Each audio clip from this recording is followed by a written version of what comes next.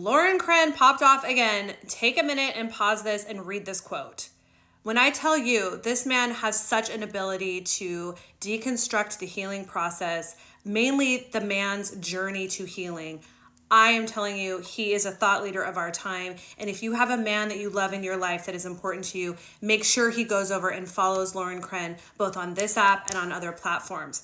But the second stage of your healing is going to be protecting your energy, because the first stage is tending to the small parts of yourself that were hurt and where needs were not met, and that is now dictating choices you make as an adult. Many times these little wounded parts of us are the ones running the show and making choices.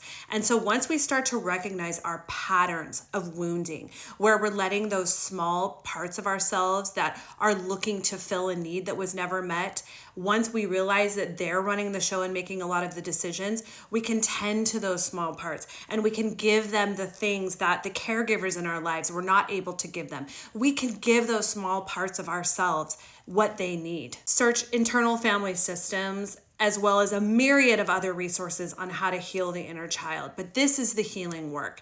And it is not excruciating work. It's actually very therapeutic and peaceful to go through this healing process, because you're finally giving the small parts of yourself the love that they've been craving for decades. But then the second phase is looking around and recognizing the ways that those small little wounded parts of us have chosen the loved ones and the relationships in our lives. And we will often see a congruent pattern of choosing. In my case, I chose people where I had to hustle for my worth. I chose people that made me hustle for love and qualify for love. They didn't show up for me in the ways that I showed up for them. I would give and give and give. And many times I attracted people who would take and take and take. And as I continued to let these wounded parts of me make choices into my middle age, I started to see how in the most important relationships of my life, the love relationships, the partners that I chose, I was not only allowing them to take and to not give me what I was giving them, but I was allowing manipulators. I was allowing people that would take these good qualities that I had and use them against me. They would exploit those good, tender, innocent qualities for their own gain. And I started to attract narcissists, people that literally were energy vampires and sucked that life force energy from me until I was depleted, absolutely dry, down and out, and had to finally tend to those parts of myself and heal them.